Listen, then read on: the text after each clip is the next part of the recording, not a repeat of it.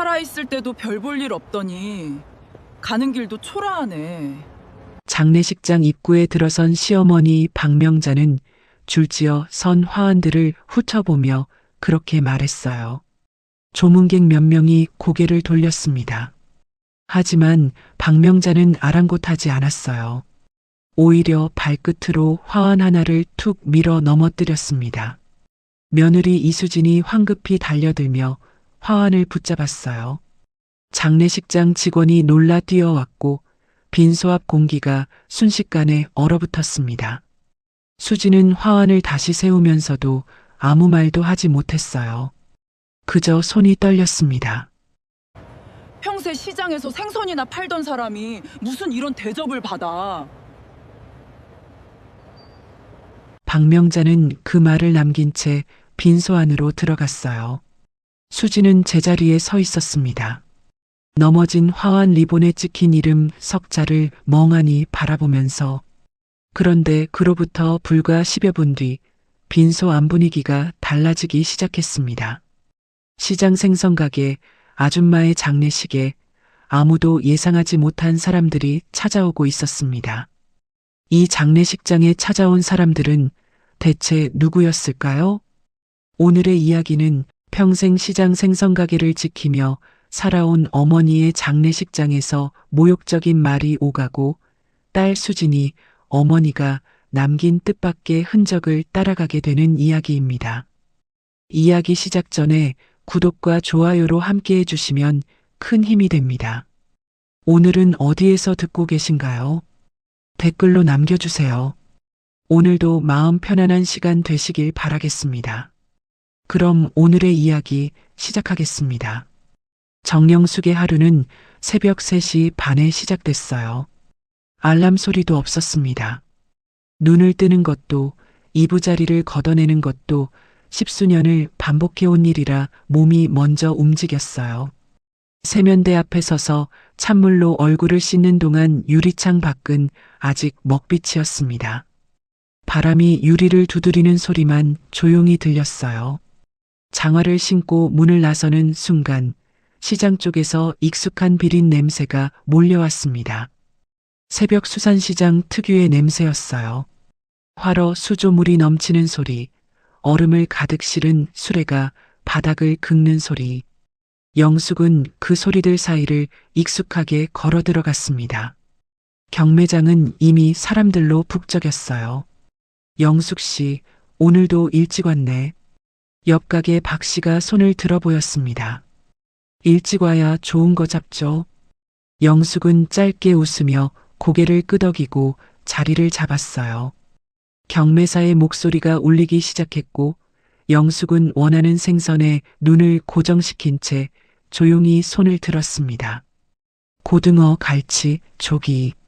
가게에서 잘 나가는 것들이었어요.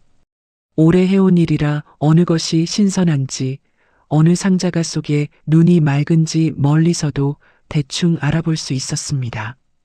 가게로 돌아오자 날이 슬슬 밝아오고 있었어요. 영숙은 앞치마를 두르고 손질을 시작했습니다. 칼을 쥔 손이 빠르게 움직였어요. 비늘이 튀고 내장이 발려나갔습니다. 얼음 위에 생선을 가지런히 올려두면서 영숙은 잠깐 숨을 골랐어요. 오른쪽 어깨가 뻐근했습니다. 며칠째 같은 자리가 아팠지만 파스 한 장 붙이는 것으로 넘겼어요. 가게를 쉬는 날은 없었습니다. 그때 핸드폰이 울렸어요. 화면에 뜬 이름을 보자 영숙은 잠시 손을 멈췄습니다. 딸이었어요. 앞치마에 손을 닦으며 영숙은 전화를 받았습니다. 엄마, 나야. 수진의 목소리가 평소보다 낮았어요. 영숙은 가게 안쪽으로 몇 걸음 들어가며 물었습니다. 무슨 일 있어? 아니, 그냥 전화했어. 수진은 그렇게 말했지만 영숙은 금방 알아챘어요. 딸이 그냥이라는 말을 쓸 때는 그냥이 아닌 경우가 많았거든요. 영숙은 잠자코 기다렸습니다. 잠시 침묵이 흐른 뒤 수진이 조금 더 작은 목소리로 털어놓았어요. 시어머니한테 또 한 소리 들었어. 친정에 다녀왔다고 뭐라 하더라. 영숙은 얼음 상자 가장자리를 한 손으로 짚었습니다. 아무 말도 바로 나오지 않았어요. 딸이 힘들다는 말을 꺼냈는데 어미는 먼저 밥을 물었습니다. 살아보면 어떤 걱정은 큰 말보다 한 끼 밥으로 먼저 건네지는 법이죠. 그래, 밥은 먹었어? 엄마는 항상 밥 타령이야. 수진의 목소리가 잠깐 누그러졌어요. 그래도 밥은 먹어야 하잖아. 먹었어. 엄마는요? 나도 먹었지. 걱정 마. 영숙은 사실 아직 점심을 먹지 않았어요. 경매가 길어지는 바람에 아침도 거른 날이었습니다. 하지만 그런 이야기를 딸한테 할 필요는 없었어요. 근데 진짜 괜찮아? 거기서 오래 살 사람인데. 수진이 짧게 숨을 내쉬었어요. 괜찮아. 그냥 잠깐 답답했던 거야. 엄마는 가게 괜찮아? 나야 늘 이렇지. 요즘 장사는? 그럭저럭. 이맘때 고등어가 잘 나가. 내가 건강해야 뭐든 하지. 거기서 오래 살 사람인데 몸 챙겨. 딸의 숨소리가 짧게 들렸어요. 알았어. 엄마도 가게에서 무리하지 마. 나야 괜찮지. 영숙은 그 말을 담담하게 했지만 전화를 끊은 뒤 한참 서 있었어요. 어깨가 다시 뻐근하게 당겼지만 그보다 먼저 떠오른 건 딸 목소리였습니다. 어렸을 때부터 내색을 안 하는 아이였는데 아직도 그 버릇이 남아 있었어요. 영숙은 칼을 다시 집어들었습니다. 가게 문 너머로 시장이 서서히 활기를 띠기 시작했어요. 점포마다 불이 켜지고 손님들이 오가기 시작했습니다. 그때였어요. 영숙은 진열대를 정리하다가 가게 앞에 서 있는 청년을 발견했습니다. 20살 남짓되어 보이는 청년이었어요. 면 점퍼 하나에 운동화 차림이었는데 발목 쪽이 흙으로 얼룩져 있었습니다. 청년은 생선을 사는 것도 아니고 다른 곳으로 가는 것도 아니었어요. 그냥 가게 앞에서 어슬렁거렸습니다. 진열된 고등어를 보는 척하다가 시선을 내렸고 그러다 또 가게 안쪽을 보는 척했어요. 영숙은 가만히 지켜봤습니다. 사흘째였어요. 같은 시간대에 나타나 비슷한 자리를 맴돌았습니다. 처음엔 그냥 구경하는 사람인가 싶었는데 이틀이 지나도 아무것도 사지 않았어요. 영숙은 칼을 내려놓으며 앞치마를 고쳐 맸습니다. 그리고 가게 문을 잠갔어요. 청년이 당황한 듯 뒤로 물러섰습니다. 잠깐 같이 좀 걸어요. 영숙은 그렇게 말하고 먼저 걸었어요. 청년은 멈칫하다가 조심스럽게 뒤를 따랐습니다. 시장 뒤편 골목 냉동 창고 옆으로 들어서자 왕래가 뜸해졌어요. 영숙은 거기서 걸음을 멈추고 청년을 바라봤습니다. 청년은 시선을 내리깔고 있었어요. 볼이 조금 야위어 있었습니다. 며칠째 생선은 안 보고 가게 앞만 서 있더라. 무슨 일이야? 청년은 곧바로 대답하지 못했어요. 발끝을 내려다봤다가 다시 고개를 들었습니다. 그냥 지나가다가요. 지나가다가 사흘 동안 같은 자리에 서 있어? 청년은 입술을 다물었다가 다시 열었어요. 고시원 월세가 밀렸어요. 이번 주까지 못 내면 쫓겨나거든요. 근처 식당에 일자리 알아보러 왔다가 여기까지 오게 됐어요. 목소리가 낮았어요. 창피한 기색이 역력했습니다. 식당은요? 안 된다고 했어요. 영숙은 한참 청년을 바라봤습니다. 청년은 고개를 들지 못했어요. 영숙은 가방을 열었습니다. 그 안에는 오전에 경매장에서 돌아오는 길에 넣어둔 봉투가 있었어요. 비상금처럼 챙겨두는 습관이 있었습니다. 그 봉투를 꺼내 청년 쪽으로 내밀었어요. 청년이 눈을 들었습니다. 그 눈이 봉투와 영숙 얼굴 사이를 오갔어요. 이거 받으면 안 됩니다. 영숙은 봉투를 한 번 더 내밀었습니다. 청년은 반 발짝 물러섰어요. 갚을 수가 없어요. 언제 갚을 수 있는지도 몰라요. 영숙은 그 말에 대답하는 대신 청년 손을 가볍게 잡아 봉투를 얹어줬습니다. 억지로 쥐어준 게 아니라 그냥 올려둔 것이었어요. 청년의 손이 차가웠습니다. 갚으러 오지 마. 이름도 말 안 해도 돼. 청년이 고개를 숙이며 낮게 말했어요. 왜 이러세요? 왜긴. 그냥. 영숙은 그 말을 짧게 남기고 손을 뗐습니다. 다음에 형편 나아지면 다른 사람 도와줘. 그걸로 됐어. 봉투 하나를 건넸을 뿐인데 영숙은 이름도 대가도 남기지 않았습니다.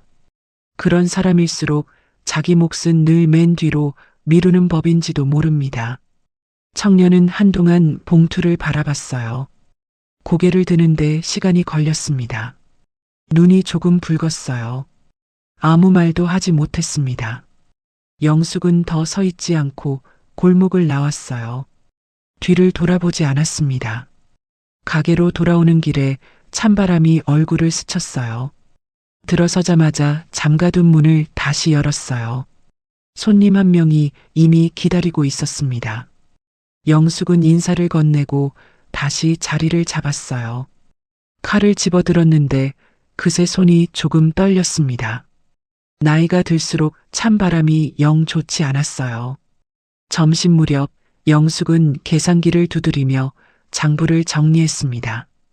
이번 달도 지출이 수입보다 조금 더 컸어요. 생선 납품 단가가 올랐고 임대료도 예전보다 올랐습니다. 영숙은 잠시 계산기를 내려다보다가 장부를 덮었어요. 별 수 없었습니다. 옆 가게 상인이 인스턴트 커피를 들고 와서 한 잔 건넸어요. 영숙 씨, 요즘 좀 무리하는 거 아니야? 영숙은 커피를 받아들며 웃었습니다. 무리는 무슨, 원래 이래. 아니, 요새 보면 기침도 많이 하고, 안색도 영 안 좋아 보이고, 한번 병원 가봐요. 영숙은 고개를 저었어요. 바쁜데 무슨 병원이야. 오늘도 손질 다 못했어. 손질은 내일도 할 수 있잖아요. 몸은 한번 망가지면 어떻게 안 돼. 상인이 커피잔을 내려놓으며 다시 말했습니다. 아니, 진짜로요. 몇 달 전부터 보면 무리하는 것 같더라고. 아무리 바빠도 내 몸 챙겨야지. 영숙은 잠깐 커피잔을 들고 있었어요. 챙겨야지, 챙겨야지. 걱정은 고마워. 말만 하지 말고 진짜로 좀 가봐요. 영숙은 대답 대신 웃어 보였습니다. 상인은 더 말하지 않았어요. 그래봐야 소용없다는 걸 알고 있었거든요. 영숙은 커피를 한 모금 마시고 다시 장부 쪽으로 시선을 돌렸습니다. 가게 안쪽 낡은 금고를 잠시 바라봤다가 이내 눈을 거뒀어요. 해가 기울기 시작할 무렵이었습니다. 영숙은 마지막 손질을 마치고 진열대를 정리했어요. 남은 생선을 얼음 위에 고르게 올리고 물 청소를 했습니다. 발목이 저렸지만 서 있는 것도 이제는 익숙한 일이었어요. 가게 문을 잠그려고 열쇠를 꺼냈을 때였습니다.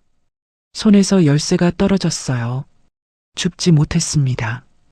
허리를 굽히려는 순간 몸이 기울었어요. 영숙은 가게 문짝을 잡으려 했지만 손이 허공을 짚었습니다. 그리고 천천히 바닥으로 내려앉았어요. 영숙 씨, 옆 가게 박 씨가 먼저 달려왔습니다. 영숙은 스스로 일어서려 했어요. 그런데 몸이 말을 듣지 않았습니다. 가슴 쪽이 무거웠어요. 숨을 들이마실 때마다 뭔가 걸리는 느낌이 났습니다. 상인 회장이 뛰어왔어요. 119, 119 불러. 시장 골목 여기저기서 사람들이 몰려들기 시작했습니다. 영숙은 바닥에 주저앉은 채 고개를 들었어요.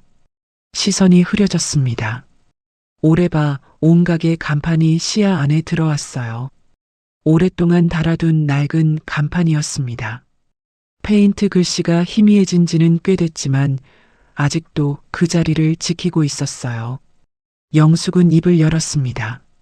수진이한테 가게부터 말이 거기서 잘렸어요.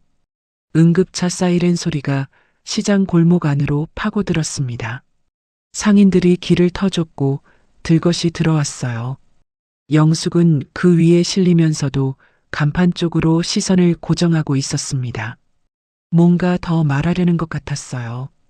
그러나 입술만 작게 움직였고 소리는 나오지 않았습니다. 사이렌이 시장 골목을 빠져나갔습니다.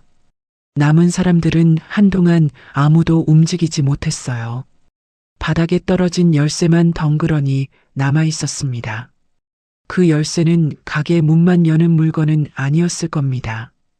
영숙이 끝내 다 말하지 못한 삶의 한쪽이 그 작은 쇠붙이 안에 남아 있었는지도 모르죠. 구급차가 병원 응급실 앞에 멈춰설 때까지 수지는 핸드폰을 손에 쥔 채 택시 안에서 한 발도 움직이지 못했어요. 상인회장에게서 연락이 온 건 저녁 설거지를 하던 중이었습니다. 어머니가 쓰러지셨습니다라는 말을 듣는 순간 손에 들던 그릇을 그대로 싱크대에 내려놓았어요. 남편한테 말이라도 하려고 이름을 불렀는데 소리가 제대로 나오지 않았습니다. 그냥 지갑과 핸드폰만 집어들고 나왔어요. 계단을 내려오다가 2번 발이 걸렸지만 멈추지 않았습니다. 응급실 앞에 도착하자 상인회장이 먼저 나와 있었어요. 수지는 숨도 못 고르고 의사를 찾았습니다. 잠시 기다리라는 말을 들으며 긴 의자에 앉았다가 일어섰다가를 반복했어요.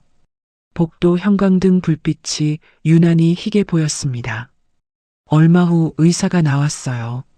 수진을 한번 살피더니 설명을 시작했습니다. 심장 쪽 문제인 것 같다. 응급 처치는 끝났다. 지병이 있으셨던 것 같다는 말이 이어졌어요. 수진은 미간을 좁히며 물었습니다. 지병이요? 저는 처음 듣는 건데요. 평소에 심장 쪽 증상이 있으셨을 겁니다. 그냥 넘기신 것 같아요. 수진은 대답하지 못했어요. 어머니가 어디 아프다는 말을 한 기억이 없었습니다. 괜찮다는 말만 들었어요. 전화할 때마다 만날 때마다 항상 괜찮다고만 했습니다. 잠시 후 영숙이 병실로 옮겨졌어요. 수지는 침대 옆에 의자를 당겨 앉았습니다. 어머니 손을 2손으로 감쌌어요. 평생 생선을 손질해온 손이었는데 그 손이 오늘따라 작고 가벼웠습니다.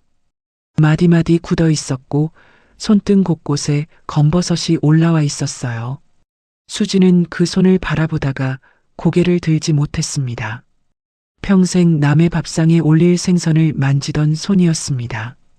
그런데 정작 자기 아픈 곳 하나는 끝까지 제대로 내보이지 못한 손이었는지도 모르죠. 영숙이 천천히 눈을 떴어요. 딸 얼굴을 확인하는데 잠깐 시간이 걸렸습니다. 시선이 흐릿했다가 조금씩 또렷해졌어요. 수지는 울지 않으려고 입술을 눌렀습니다.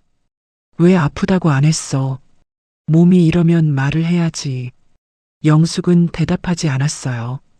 딸 손 위에 얹혀있던 자기 손을 천천히 움직이더니 침대 옆 열쇠 꾸러미를 더듬었습니다.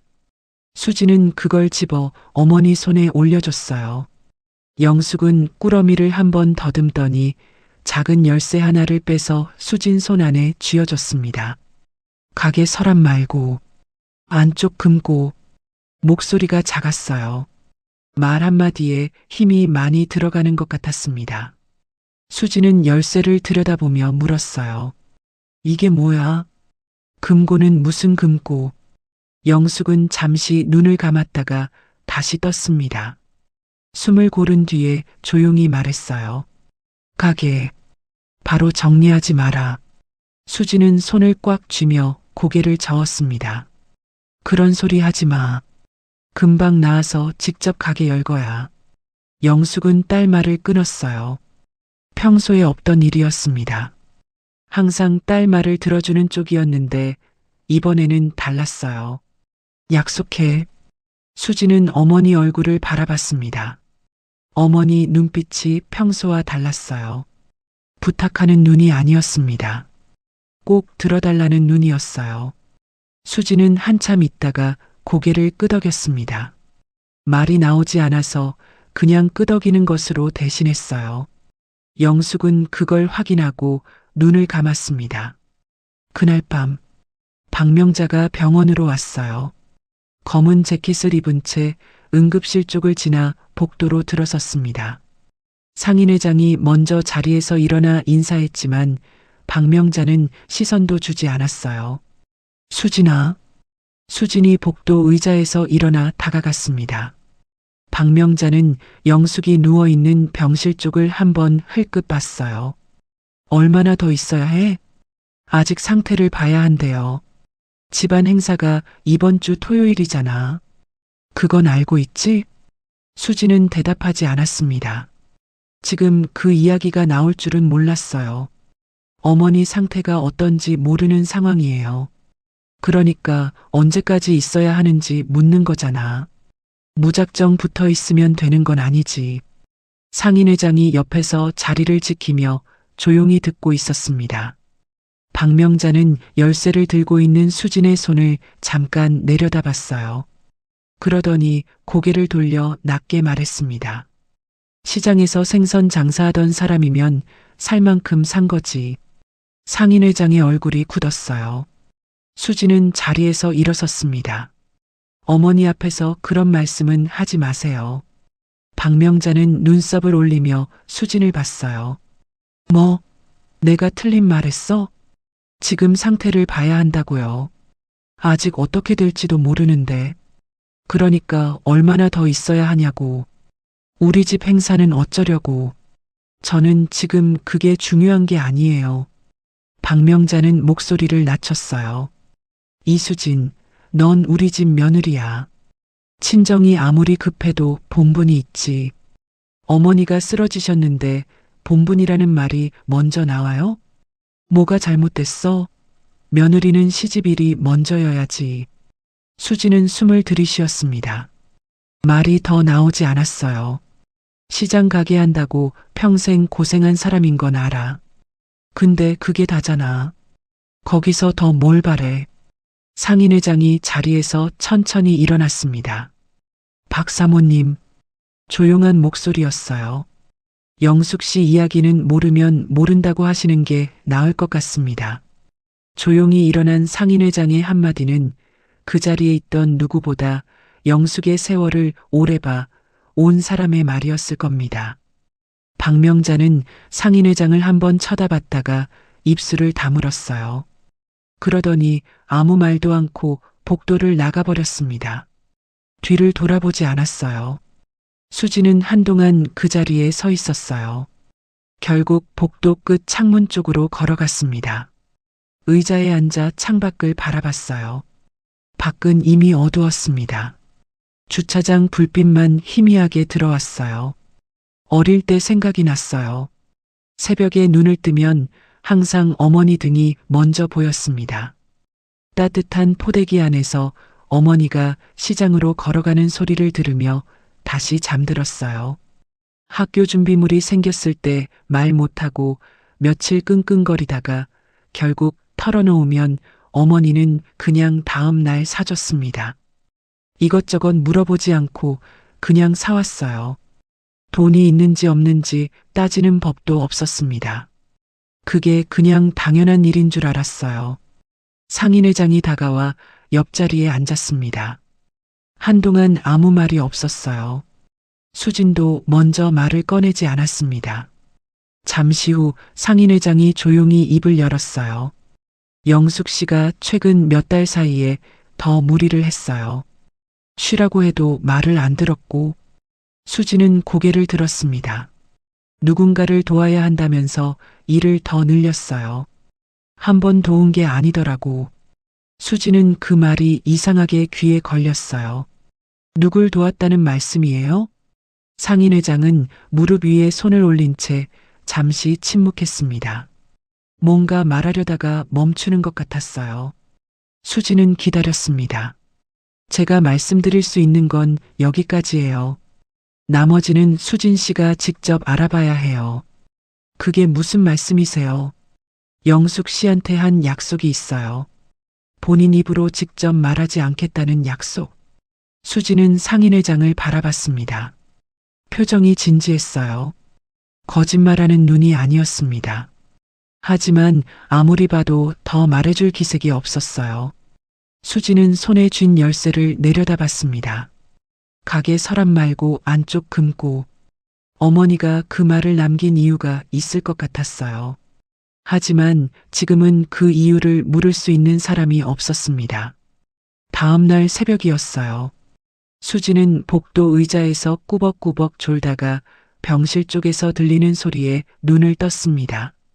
문이 열리는 소리였어요. 의료진이 빠르게 병실 안으로 들어가고 있었습니다. 수지는 자리에서 일어섰어요.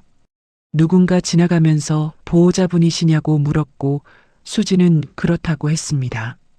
안으로 들어가지 말고 잠시 기다려달라는 말이 들렸어요. 수지는 복도에 선 채 병실 문을 바라봤습니다. 발이 움직이지 않았어요. 얼마 지나지 않아 문이 다시 열렸습니다. 의사가 수진을 봤어요. 들어오시라고 했습니다. 수지는 손이 떨렸어요. 문을 미는데 힘이 더 들었습니다. 병실 안은 조용했어요. 의료진이 한쪽으로 물러서 있었고 영숙은 침대 위에 누워 있었습니다. 눈이 반쯤 떠져 있었어요. 희미하게 의식이 남아있는 것 같았습니다. 수지는 침대 곁으로 걸어가 어머니 손을 잡았어요. 영숙은 딸 얼굴을 보더니 입을 열었습니다. 소리가 잘 나오지 않았어요. 수진아. 수지는 울음을 참으며 고개를 숙였습니다. 응, 여기 있어. 영숙은 잠깐 멈췄다가 다시 힘을 냈어요. 사람은. 거기서 말이 끊겼습니다. 영숙의 손이 딸 손을 한번 꽉 쥐었어요. 그러고는 천천히 힘이 빠졌습니다. 수지는 그 손을 놓지 않았어요. 어머니 손이 차가워지는 것을 느끼면서도 놓지 못했습니다. 의료진이 뒤에서 조용히 움직이는 소리가 들렸지만 수지는 고개를 들지 않았어요. 병실 안에 긴 정적이 내려앉았습니다. 며칠이 지났어요. 수지는 장례식장 상담실에 앉아 절차 서류를 작성하고 있었습니다. 상주 이름 칸에 자신의 이름을 적는 순간 볼펜 끝이 잠깐 멈췄어요. 그제야 실감이 났습니다. 정영숙이라는 이름 아래에 자신의 이름을 쓴다는 게 무슨 뜻인지가. 직원이 다음 장 서류를 내밀었어요. 수지는 받아서 들여다봤습니다.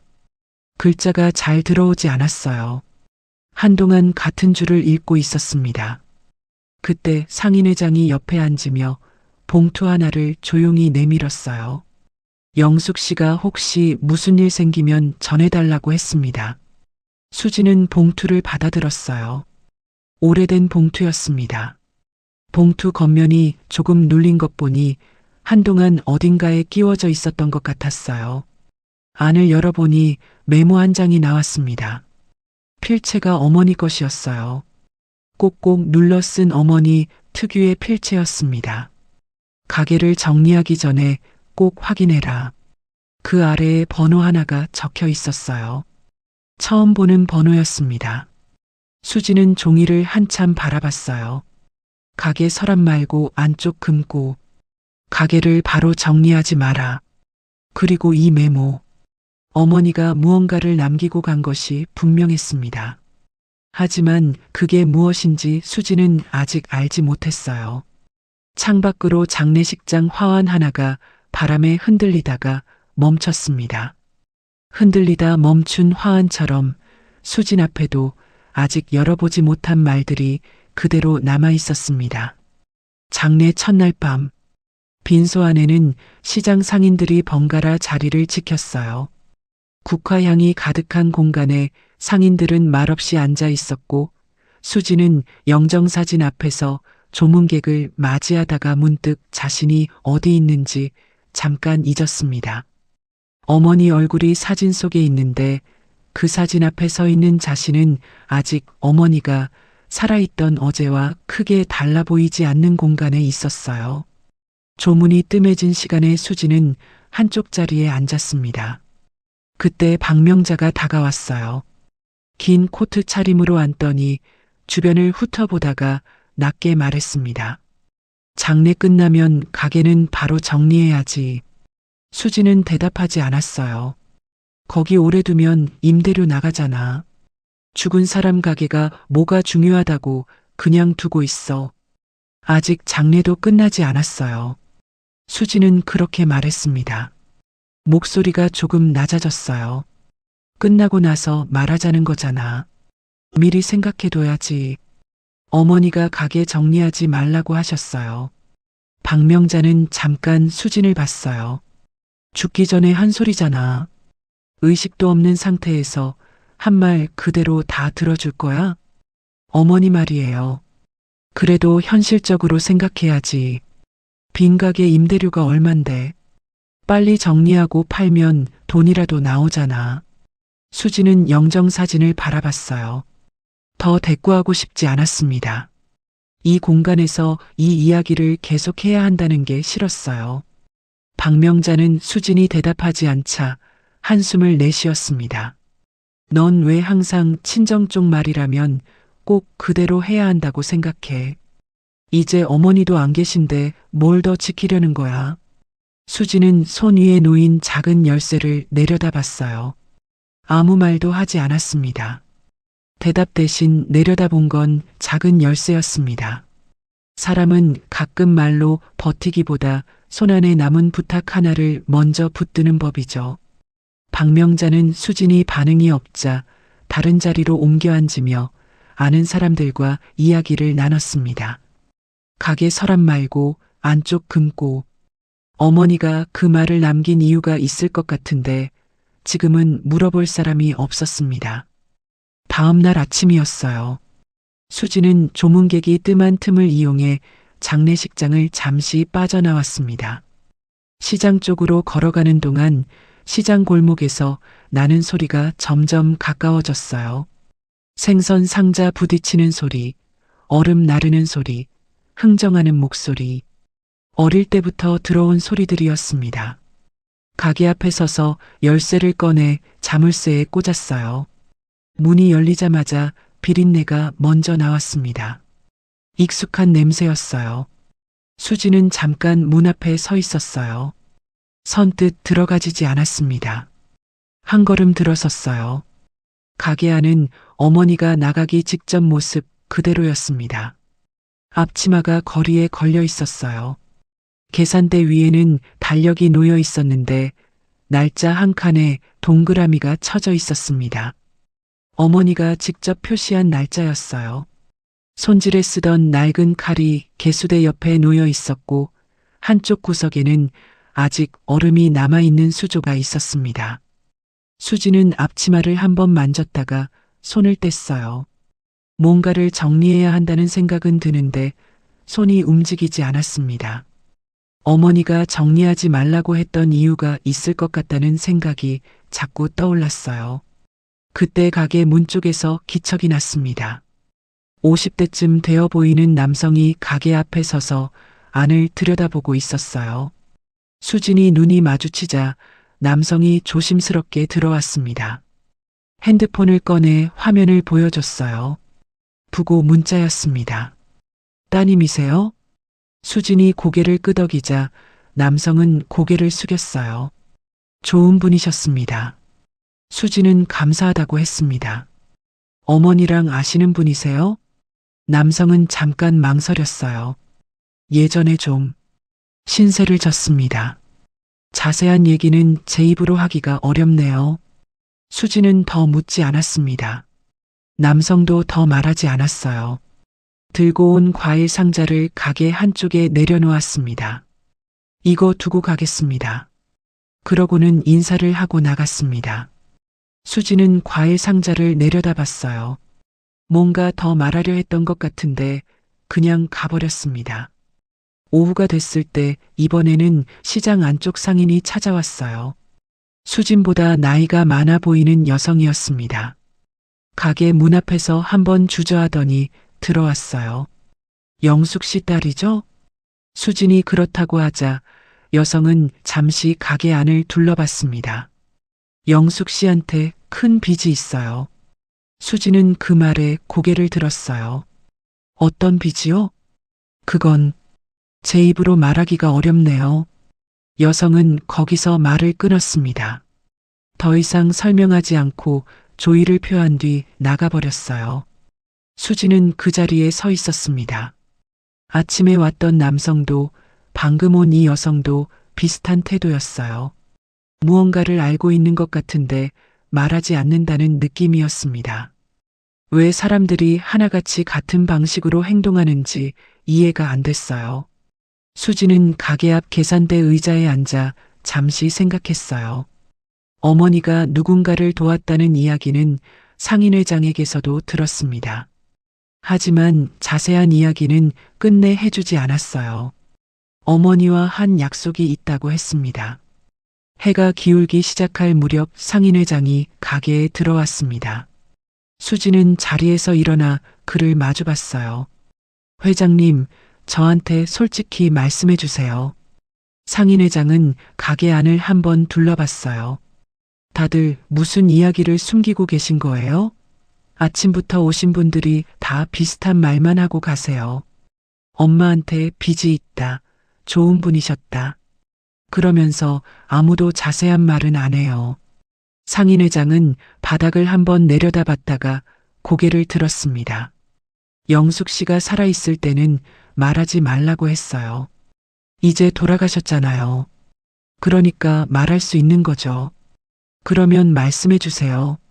어머니가 뭘 하셨는지. 상인회장은 잠시 계산대 위 달력을 바라봤어요. 날짜가 멈춰 있는 달력이었습니다. 제가 직접 다 말씀드리면 영숙 씨가 싫어할 것 같아요. 살아있을 때도 그 부분만큼은 끝까지 지켰던 분이라. 그게 뭔데요? 자기가 한 일은 자기 입으로 말하지 않는 것. 살다 보면 꼭 말해야만 남는 일이 있는 건 아닌가 봅니다. 어떤 일은 말하지 않았기 때문에 더 오래 남기도 하죠. 수지는 그 말을 받아들이는데 잠깐 시간이 걸렸습니다. 상인회장은 가게 뒤편으로 시선을 돌렸어요. 금고부터 확인해 봐요. 안쪽 창고에 있어요. 수지는 그 말에 가방 안쪽을 더듬었어요. 어머니가 병실에서 쥐어준 열쇠가 손에 잡혔습니다. 창고가 어디예요? 저도 거기까지만 말할게요. 나머지는 수진 씨가 직접 봐야 해요. 상인회장은 더 설명하지 않았어요. 가게 안쪽을 한번 보더니 조용히 자리를 피해줬습니다. 수지는 잠깐 서 있다가 가게 안쪽으로 걸어 들어갔어요.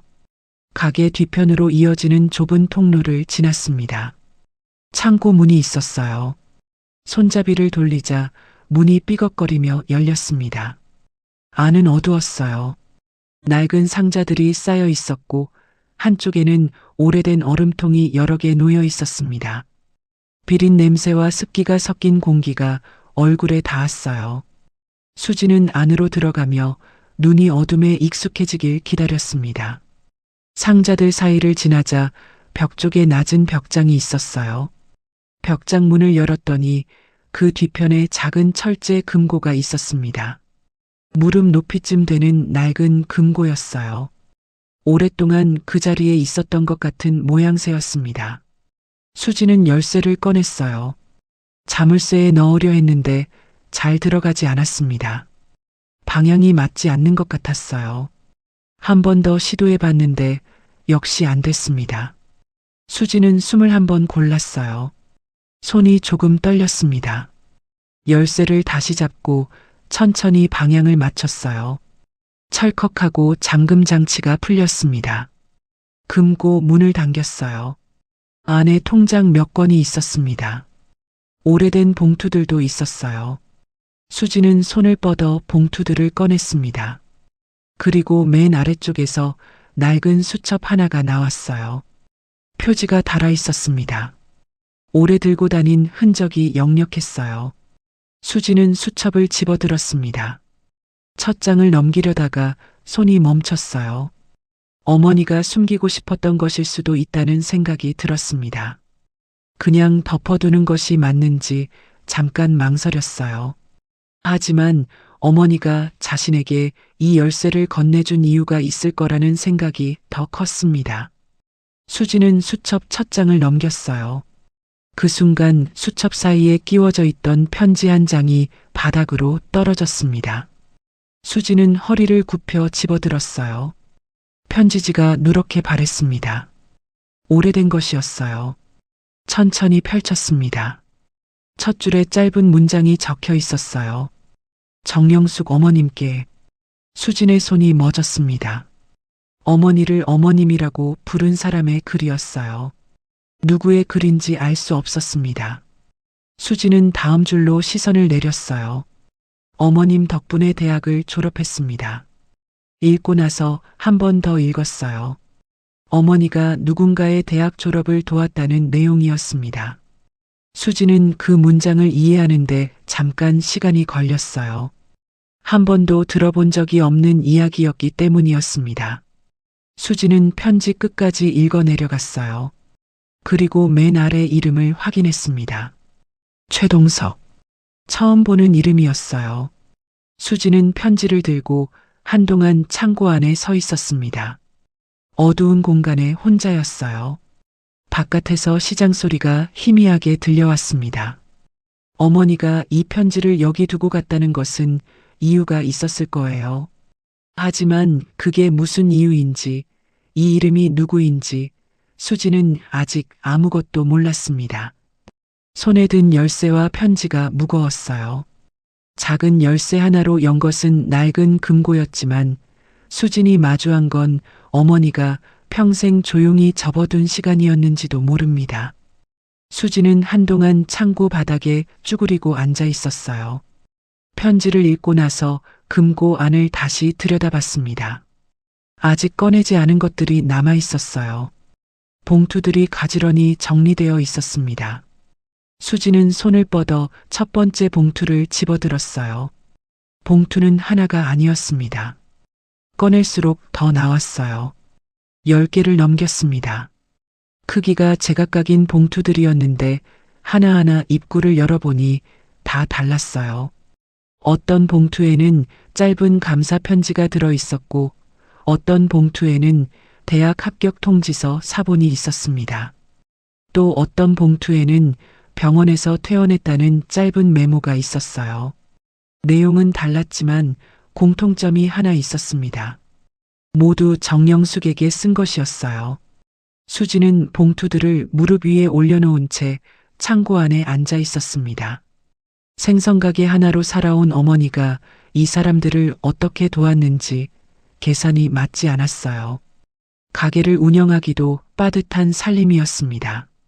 수진이 학교 다닐 때도 여유가 있는 집은 아니었어요. 그런데 이 봉투들은 한두 해가 아니었습니다. 날짜를 보면 10년이 넘는 기간에 걸쳐 있었어요. 봉투 하나면 우연일 수 있지만 10년 넘게 쌓인 봉투는 한 사람의 버릇이 아니라 살아온 방식에 가까웠을지도 모릅니다. 수지는 봉투들을 다시 금고 안에 넣었습니다. 수첩과 편지만 챙겨서 창고를 나왔어요. 수지는 수첩을 들고 시장 상인회 사무실을 찾아갔어요. 문을 열자 상인회장이 혼자 앉아 있었습니다. 수진을 보더니 금방 무슨 일인지 알아챈 것 같았어요. 수진이 수첩을 책상 위에 올려놓자 상인회장은 그걸 보더니 짧게 한숨을 내쉬었습니다. 결국 찾았구먼. 수진은 맞은편 의자에 앉았어요. 회장님, 이제 다 말씀해 주셔야 할 것 같아요. 저는 아무것도 모르고 있었어요. 어머니가 이런 일을 하셨다는 것도, 이 사람들이 누구인지도. 상인회장은 수첩을 한번 내려다봤어요. 그래요. 이제는 말해도 될 것 같아서. 어머니가 어떻게 이렇게 많은 사람들을 도우신 거예요? 가게 하나로는 불가능한 것 같은데. 상인회장이 잠시 창밖을 바라봤어요. 시장 골목이 내려다 보이는 낡은 창이었습니다. 영숙 씨가 자기 몸 챙기는 건 늘 나중으로 미뤘어요. 아프면 약 한 알 먹고 넘겼고 새 옷은 거의 안 샀고 그렇게 아낀 돈이 모이면 누군가한테 갔죠. 수지는 그 말을 들으며 어머니가 파스 한 장으로 넘기던 어깨가 떠올랐어요. 이 수첩에 적힌 사람들이 누구인지는 말씀해 주실 수 있어요? 그 부분은 제가 말씀드리기보다 직접 찾아가는 게 맞을 것 같아요. 수지는 수첩을 바라봤습니다. 그 사람들한테 물어봐요. 영숙 씨 이야기는 그 사람들이 제일 잘 알아요. 그 사람들이 다 말해줄까요? 영숙 씨한테 받은 게 있으면 말하겠죠. 각자 사연이 있을 거예요. 수지는 아무 말도 하지 못했어요. 자신이 어머니와 같은 집에서 살고 전화를 하고 명절마다 가게에 들렀으면서도 이 이야기를 하나도 몰랐다는 사실이 자꾸 걸렸습니다. 가장 가까이 있던 사람이 가장 모르고 있었던 셈이었어요. 한 가지만 물어봐도 될까요? 상인회장이 수진을 바라봤어요. 어머니가 이렇게 하신 이유를 아세요? 상인회장은 잠시 대답하지 않았습니다.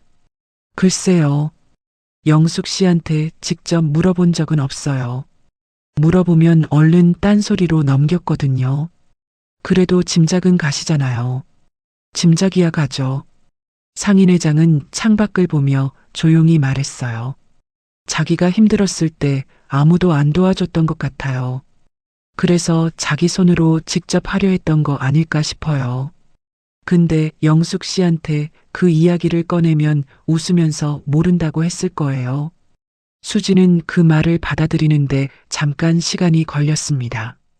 상인의 사무실을 나오면서 수지는 수첩을 가방 안에 넣었어요. 시장 골목은 저녁이 가까워지면서 한산해지고 있었습니다. 그날 저녁 수지는 어머니 집에 잠시 들렀어요. 장례를 치르는 동안 아무도 정리하지 않은 집이었습니다. 싱크대 위에 어머니가 쓰던 머그컵이 그대로 있었어요.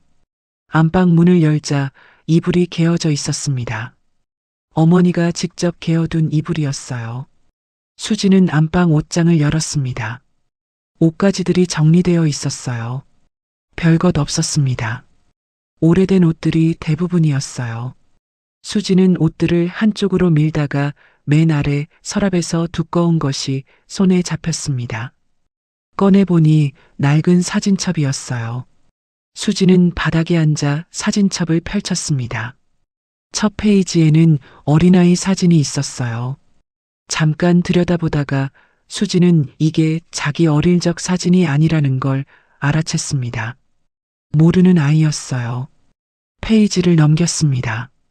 졸업식 사진이 있었어요. 학사모를 쓴 청년이 웃고 있었습니다. 그 옆에 정영숙이 서 있었어요. 그런데 영숙은 화면 가장자리에 있었습니다. 얼굴 절반이 잘려나갈 것 같은 위치였어요. 다음 페이지에는 교복 입은 학생이 있었어요. 그 옆에도 영숙이 있었는데 이번에는 뒤쪽에 서 있었습니다. 잘 보지 않으면 있는지조차 모를 자리였어요. 수지는 페이지를 계속 넘겼습니다. 군복 입은 청년, 간호사 복장을 한 여성, 일하는 현장에 서 있는 남성. 사람들은 제각각이었지만 공통점이 있었어요. 모든 사진 구석에 영숙이 있었습니다. 늘 가장자리였고 늘 뒤쪽이었어요. 마치 사진에 찍히려고 선 게 아니라 그냥 거기 있다가 찍힌 것 같았습니다. 사진 속 영숙은 늘 구석에 있었지만 이상하게 그 구석이 사진마다 가장 오래 눈에 남았습니다. 수지는 사진을 한 장 뒤집어 봤어요. 짧은 문장이 적혀 있었습니다. 합격했습니다. 다음 사진 뒷면에는 이렇게 적혀 있었어요.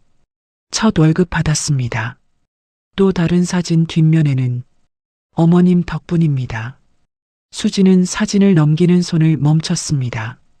한동안 그 자리에 앉아 있었어요. 밤이 깊어질 무렵이었습니다.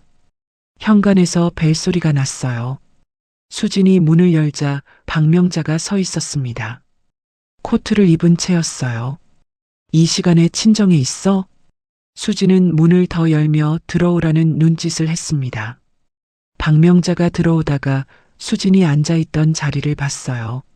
사진첩과 수첩이 펼쳐져 있었습니다. 박명자는 미간을 좁히며 다가갔어요.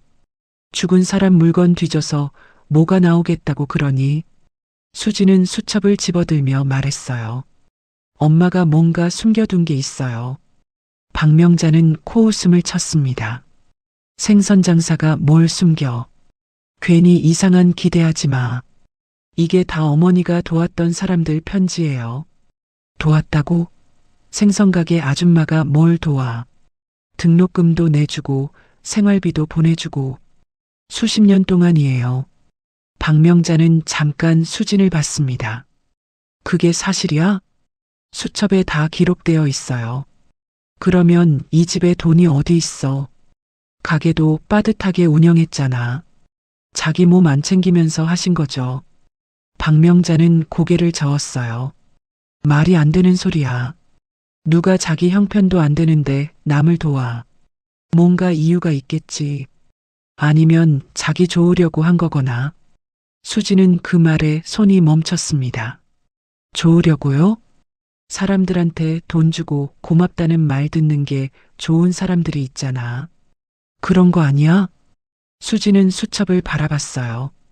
맨 마지막 페이지에 적혀 있던 문장이 떠올랐습니다. 내 이름은 남기지 말자. 이름도 남기지 말라고 하셨어요. 뭐? 수첩 마지막에 직접 써두셨어요. 자기 이름은 남기지 말자고. 박명자는 대답하지 않았습니다. 그런 분이 좋으려고 했을 것 같아요? 박명자는 수진을 한번 보더니 표정을 굳혔어요. 다시 수첩 쪽으로 손을 뻗었습니다. 수진은 반사적으로 손을 뻗어 수첩을 가져왔어요. 박명자의 눈이 커졌습니다. 지금 뭐 하는 거야? 어머니 물건이에요. 며느리가 시어머니한테 이래? 함부로 만지지 마세요. 수진은 그 말을 분명하게 했어요. 목소리가 흔들리지 않았습니다. 박명자는 잠깐 할 말을 잃었어요. 며느리가 이런 식으로 말한 적이 없었거든요. 항상 피하거나 참는 쪽이었는데 오늘은 달랐습니다. 박명자는 기분 나쁜 표정으로 집을 나가버렸어요. 수지는 문이 닫히는 소리를 들으며 수첩을 다시 폈습니다. 이름과 날짜와 금액이 빼곡하게 적혀 있었어요. 수지는 한 장씩 넘겼습니다. 기록의 양이 생각보다 훨씬 많았어요. 마지막 페이지에 다다랐을 때 수진의 손이 멈췄습니다. 다른 기록 없이 딱 한 줄만 적혀 있었어요. 내 이름은 남기지 말자. 수진은 그 문장 앞에서 오래 앉아 있었습니다. 수첩을 덮으려다가 뒷장 쪽이 두꺼운 느낌이 났어요. 수진은 수첩 맨 뒷장을 펼쳤습니다. 접힌 종이 한 장이 끼워져 있었어요. 펼쳐보니 사람 이름과 전화번호가 여러 개 적혀 있었습니다. 최동석, 강민호, 오세영, 박준혁? 처음 보는 이름들이었어요. 수지는 그 이름들을 한 번씩 읽어 내려갔습니다. 수첩 안에서 봤던 이름들과 겹치는 것이 있는지 확인했어요. 있었습니다. 수지는 종이를 접어 가방 안에 넣었어요. 어머니가 이 이름들을 마지막까지 남겨뒀다는 것은 이유가 있었을 거라고 생각했습니다. 어머니가 생전에 전하지 못한 이야기가 이 사람들한테 있을 것 같았어요. 수지는 자리에서 일어났습니다. 창밖은 이미 어두웠어요. 어머니 집안은 조용했습니다. 어머니가 늘 이 조용한 집에서 혼자 이 이름들을 들여다봤을 것 같다는 생각이 들었어요. 수지는 불을 끄고 문을 잠갔습니다. 그리고 처음으로 마음을 굳혔어요. 어머니가 남긴 흔적을 직접 따라가기로. 이제 수진이 쥔 것은 수첩 한 권이 아니라 어머니가 말없이 남겨둔 사람들의 이름이었습니다. 다음 날 아침, 수진은 집에서 한동안 종이를 내려다보고 있었어요. 어젯밤 수첩 뒤편에서 발견한 이름들이었습니다. 최동석, 강민호, 오세영, 박준혁? 어머니가 마지막까지 이 이름들을 남겨두었다는 것은 그냥 버려도 되는 이름이 아니라는 뜻이었어요. 수지는 커피잔을 들었다가 내려놓으며 자리에서 일어났습니다. 가장 먼저 은행으로 갔어요. 정영숙 명의 계좌를 상속 절차 서류에 포함시키기 위해 거래 내역이 필요했습니다. 창구 직원에게 사정을 설명하자 잠시 기다려달라고 했어요. 수지는 대기 번호표를 들고 의자에 앉았습니다. 번호가 불렸을 때 창구로 가자 두꺼운 서류 묶음이 나왔어요. 수지는 그걸 받아들고 한쪽 자리에 앉았습니다. 몇 장 넘기지 않아서 이상한 점을 발견했어요. 정기적으로 빠져나간 금액이 있었습니다. 한 번이 아니었어요. 비슷한 패턴이 반복되고 있었습니다. 수지는 첫 날짜를 확인했어요. 20년 가까이 됐습니다. 금액 자체는 크지 않았어요. 하지만 횟수가 많았습니다. 생활비라고 적힌 송금이 있었고 등록금이라고 적힌 것도 있었어요. 병원비, 기숙사비. 수지는 한 줄씩 읽어 내려갔습니다. 어머니가 자신에게는 새 옷 한 벌을 고민하다가 사지 않는 경우가 많았어요. 나중에 더 싸게 살 수 있다며 미뤘습니다. 그 돈이 어디로 갔는지 수지는 이제 알 것 같았어요. 새 옷 한 벌을 미룬 자리에 누군가의 등록금과 병원비가 조용히 들어앉아 있었던 셈이죠. 은행을 나와 수지는 핸드폰을 꺼냈습니다. 종이에 적힌 첫 번째 번호를 눌렀어요. 신호가 2번 갔을 때 연결됐습니다. 여보세요. 수지는 잠깐 숨을 골랐어요. 혹시 최동석 씨 맞으세요? 네, 그런데요. 저는 정영숙 씨 딸 이수진이라고 합니다. 전화기 너머가 갑자기 조용해졌어요. 수지는 기다렸습니다. 장례식 소식 들었어요. 부고 문자로 알게 됐는데 목소리가 조금 흔들렸어요. 직접 찾아가고 싶었는데 연락드리기가 조심스러웠습니다. 수지는 그 말을 들으며 천천히 말했어요. 제가 찾아가도 될까요? 여쭤보고 싶은 게 있어서요. 잠시 침묵이 흘렀습니다. 물론이죠. 언제든지 오세요. 그날 오후였습니다. 수지는 최동석이 알려준 주소를 찾아갔어요. 아파트 입구에서 잠깐 서 있다가 초인종을 눌렀습니다. 문을 열어준 최동석은 40대 초반쯤 되어 보이는 남성이었어요. 말끔한 인상이었습니다. 수진을 보더니 반사적으로 고개를 숙였어요. 들어오세요. 거실로 들어서자 최동석이 책장 쪽에서 무언가를 꺼냈습니다. 낡은 액자였어요. 수진에게 건네주며 말했어요. 졸업식 날 찍은 사진입니다. 사진 속에는 학사모를 쓴 청년이 있었어요. 그 옆에 정영숙이 서 있었습니다. 어깨 너머로 간신히 얼굴이 보이는 위치였어요.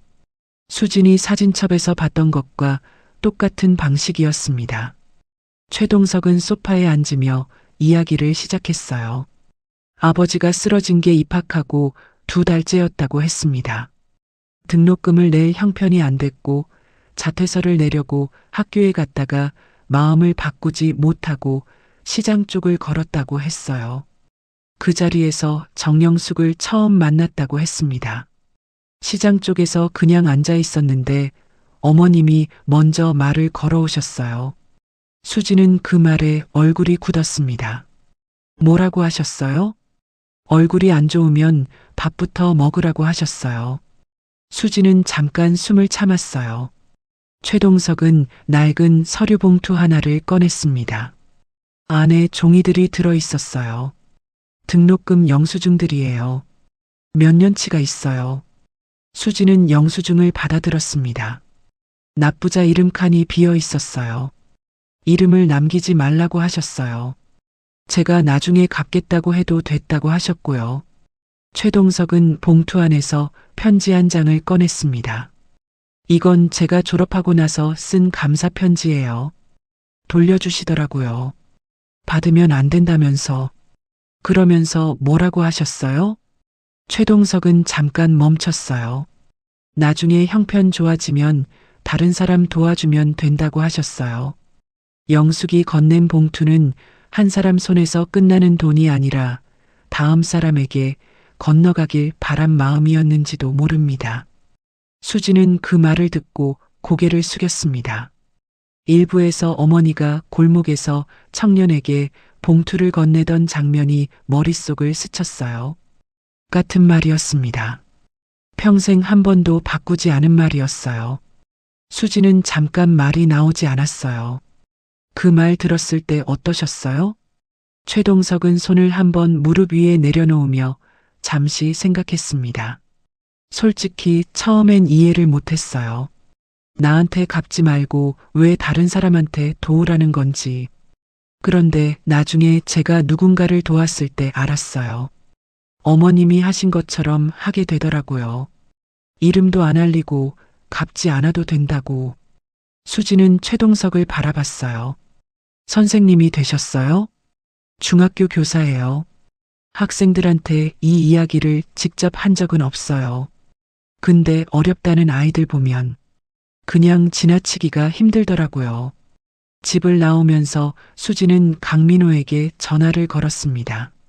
강민호는 지금 근무 중이라며 소방서로 오라고 했어요. 수진이 소방서 앞에 도착하자 강민호가 나와 있었습니다. 수진이 인사를 건네기도 전에 강민호가 허리를 깊이 숙였어요. 오셨어요. 수진은 당황해 그를 일으키려 했습니다. 이러지 않으셔도 돼요. 아니에요. 인사는 드려야 해요. 강민호는 소방서 한쪽 대기실로 수진을 안내했어요. 앉자마자 지갑을 꺼냈습니다. 접힌 종이 한 장을 꺼내 수진 앞에 조심스럽게 놓았어요. 소방관 시험 공부할 때였어요.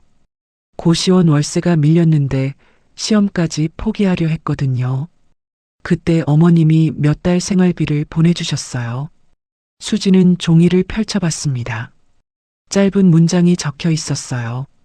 포기하지 마라. 지금도 이걸 갖고 다니세요? 강민호는 고개를 끄덕였습니다.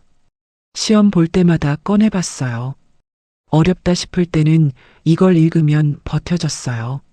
수지는 종이를 다시 내려놓았어요. 어머니 필체였습니다. 꼭꼭 눌러 쓴 작은 글씨였어요. 소방서를 나오면서 수지는 세 번째 번호를 눌렀습니다. 신호가 몇 번 갔어요. 여보세요. 오세영 씨세요? 저는 정영숙 씨 딸인데요. 전화기 너머에서 짧은 숨소리가 들렸어요. 알고 있었어요. 언젠가 연락이 올 것 같았어요. 수지는 고맙다는 말을 하려다가 입을 다물었습니다. 목 쪽이 조여드는 것 같았어요. 말을 꺼내면 안 될 것 같았습니다. 장례식에 가도 될까요? 수지는 겨우 그렇게 대답했어요. 전화를 끊고 공원 벤치에 앉았습니다. 수첩과 모아온 서류들을 무릎 위에 펼쳤어요. 손이 조금 떨렸습니다. 최동석, 강민호, 오세영.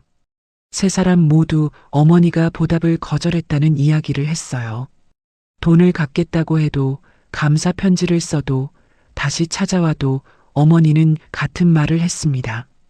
다른 사람을 도우면 된다고요. 어머니가 자기 이름을 왜 숨겼는지 조금 알 것 같았어요.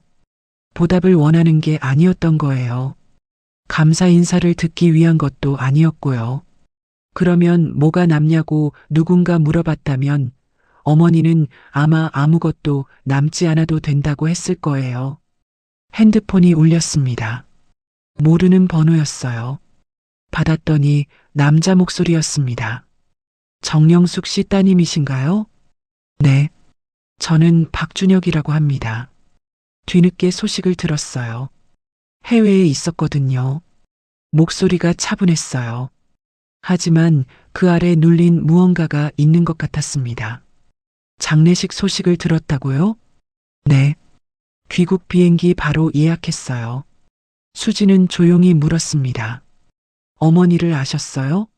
잠시 침묵이 흘렀어요. 제 인생을 바꾼 분입니다. 전화가 끊겼습니다. 수지는 핸드폰을 들고 한동안 공원 벤치에 앉아 있었어요. 어둠이 내려앉고 있었습니다. 오가는 사람들이 줄었고 멀리서 아이 웃음소리가 들렸다가 사라졌어요. 장례식장으로 돌아가야 했습니다. 빈소 앞으로 들어서다가 수지는 걸음을 멈췄어요. 복도 쪽에서 목소리가 들렸습니다. 박명자였어요. 남편과 이야기를 나누고 있었는데 수진이 듣기에 충분할 만큼 목소리가 컸어요. 장례가 길어질수록 피곤한 건 남은 사람들이야. 이제 그만 정리하라고 해. 괜히 이상한 일 만들지 말고. 남편은 뚜렷하게 반박하지 않았습니다. 고개를 끄덕이는 것 같았어요. 수지는 그 자리에 서 있었습니다. 어머니가 남긴 진실을 끝까지 따라갈 것인지 아니면 여기서 멈출 것인지 두 가지 선택이 동시에 마음 안으로 들어왔어요. 핸드폰이 울렸습니다. 최동석이었어요. 문자였습니다. 장례식에 꼭 가겠습니다. 어머님께 마지막 인사를 드려야 해요. 조금 뒤에 또 진동이 왔어요. 박준혁이었습니다. 저도 갑니다. 어머님께 마지막 인사를 드려야 합니다. 수지는 화면을 바라봤습니다. 복도에서는 아직 박명자의 목소리가 들렸어요. 수지는 핸드폰을 손 안에 꼭 쥐었습니다. 그리고 천천히 빈소 안으로 걸어 들어갔어요. 더 이상 망설이지 않았습니다. 끝까지 확인해 보기로 마음을 정했으니까요. 복도 밖 말소리는 여전히 시끄러웠지만 수진이 따라가야 할 쪽은 이제 빈소 안으로 모여들 사람들의 발걸음이었습니다. 발인 전날 오후였어요.